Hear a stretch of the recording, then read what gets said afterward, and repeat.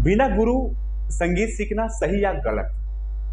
अगर ये सवाल आप मुझसे करेंगे तो मैं तो यही कहूंगा साथियों कि बिना गुरु संगीत सीखना या कुछ भी सीखना आंख पर पट्टी बांधकर खतरनाक रास्तों पर चलना जैसा हुआ, बगैर गुरु के। चाहे जो भी आप सीख रहे हो, चाहे जो भी काम कर रहे हो, अगर उसमें किसी का गाइडेंस नहीं है, कोई पथ प्रदर्शक नहीं है, कोई मार्गदर्शन करने वाला नहीं है, तो ये बात वही हुई कि आंख पर पट्टी बांधकर खतरनाक रास्तों पर चलना। खतरनाक रास्तों पर चलने का मतलब कि कब जान माल की हानि हो जाएगी, कब आप खतरे में पड़ जाएंगे, कब आपकी बेइज्जती हो जाएगी, कोई सुनिश्चित नहीं है। आज की वीडियो में समझने की कोशिश करेंगे कि हमें गुरु के पास जाना चाहिए कि नहीं। इंडियन म्यूजिक गुरु चैनल पर वीडियो देख रहे सभी संगीत प्रेमियों एवं कलाकारों को नमस्ते, प्रणाम, आदाब, सत श्री अकाल। कैसे मेरे प्यारे प्यारे साथियों, उम्मीद करता हूं कि आप सब बहुत ही बढ़िया होंगे, बहुत ही अच्छे होंगे। बहुत मेरे साथी सोचते हैं कि हम खुद से सीख लेंगे। अच्छी बात है, आप सीख रहे हैं कि खुद से कर लेंगे, बट एक चीज जान लीजिए कि अगर गाड़ी से ड्राइवर को हटा दिया जाए तो गाड़ी क्या करेगी? अगर गाड़ी चल रही है और गाड़ी से ड्राइवर को हटा दिया जाए, यानी कि हैंडल करने वाले को हटा दिया जाए, तो गाड़ी क्या करेगी? या तो किसी को ठोक देगी, एक्सीडेंट कर देगी, या तो खुद एक्सीडेंट हो जाए, यानी कि पलट जाएगी। हुआ ना खतरा?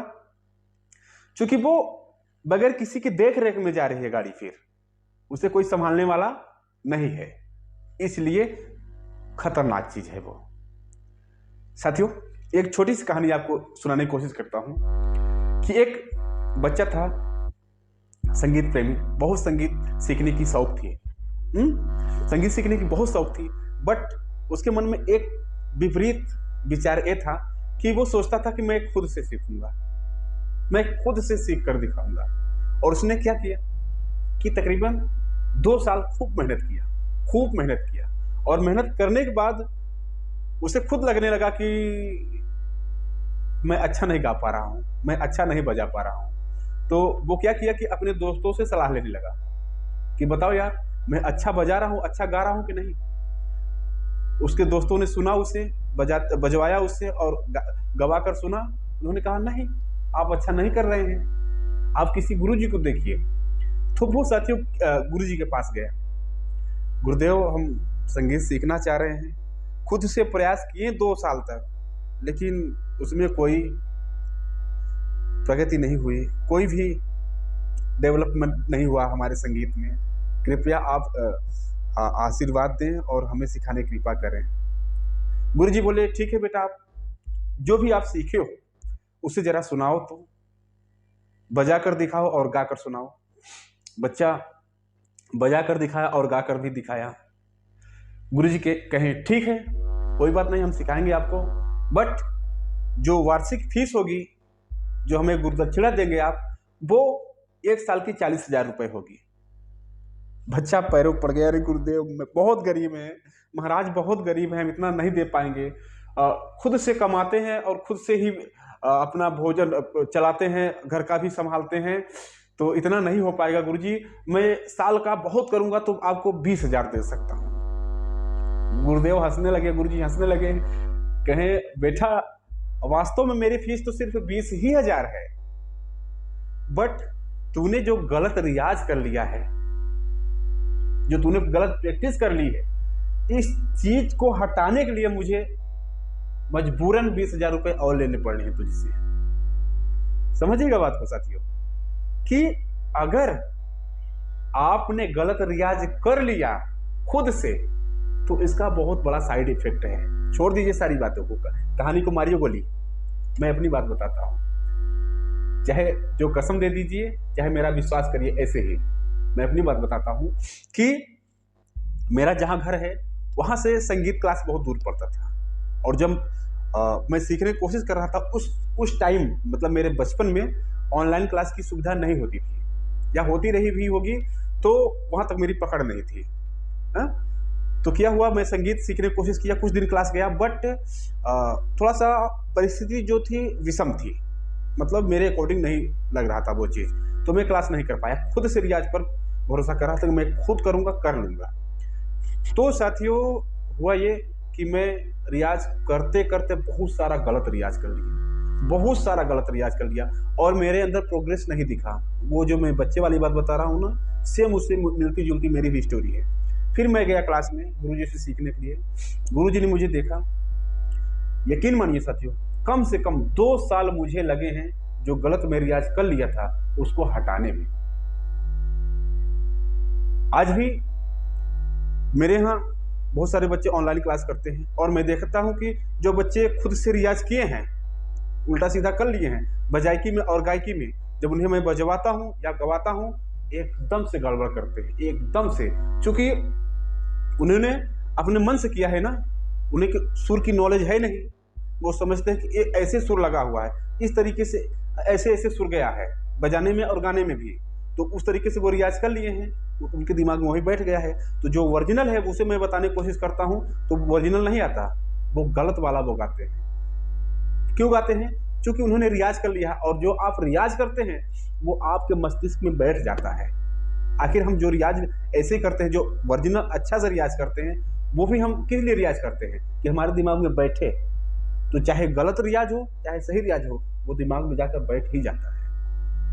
तो जब मैं क्लास करवाता हूं, देखता हूं कि बहुत प्रॉब्लम होती है साथियों उन बच्चों के साथ जो खुद से रियाज कर लिए हैं। तो मेरा कहना यह है साथियों, गलत रियाज खुद से मनमानी करने की कोशिश ना करें।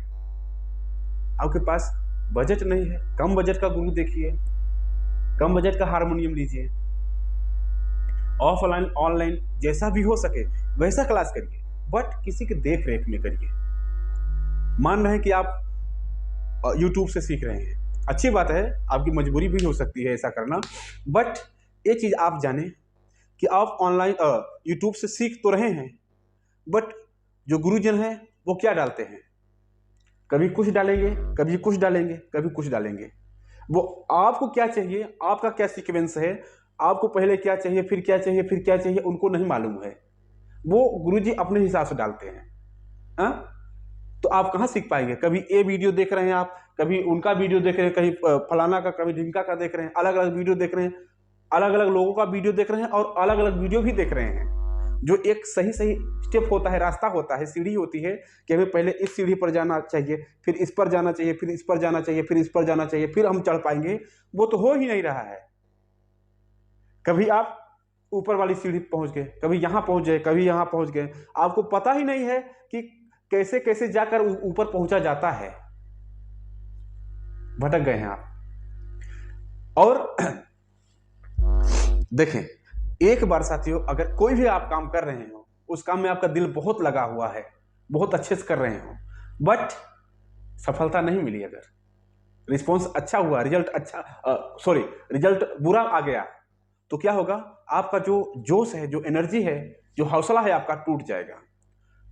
और एक बार आपका पैसा, आपका मेहनत और आपका टाइम बर्बाद हुआ, आपका हौसला टूटा, तो दोबारा वो एनर्जी आपके अंदर आएगी ही नहीं, वो एनर्जी आएगी ही नहीं, बहुत प्रॉब्लम होगी आपको।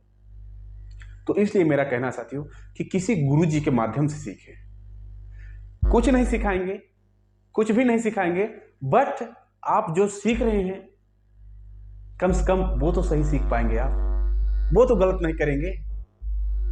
जिस तरीके से मैं अपनी स्टोरी बताया, या उस बंदे की बताया जो 40,000 रुपए 20,000 दे रहा था। तो कोशिश करिए साथियों कि गुरुजी से ही सीखने का प्रयास करें, ताकि आप सही तरीके से सही जगह जा पाएं, एक सीक्वेंस के साथ कि हमें पहले ए सीखना चाहिए, फिर उसके बाद ए सीखना चाहिए, फिर ए सीखना चाहिए। जो हमारा लक्ष्य है उसके लिए स्टेप बाय स्टेप गुरुजी ही पहुंचा पाएंगे, खुद से नहीं पहुंच पाएंगे आप। मैं एग्जांपल दे ही दिया आपको, और वो भी बता दिया कि एक बार अगर आपका पैसा, समय और मेहनत बर्बाद हो गया, हौसला टूट गया, तो वो दोबारा नहीं बन पाएगा। तो ऐसा ना होने पाए, ऐसा होने से पहले ही आप सही रास्ते पर पहुंच जाएं, सही स्टेप पर अपना कदम रखें और आगे बढ़ें। ठीक, तो उम्मीद करता हूं साथियों कि अब आप किसी न किसी के गाइडेंस में, किसी न किसी के देख रेख में करेंगे ताकि आप अच्छा कर पाए। तो चलें, इस वीडियो में इतना ही। मिलते हैं किसी और प्यारे से वीडियो के साथ। तब तक के लिए आप सभी साथियों, सभी दोस्तों से नमस्ते, प्रणाम।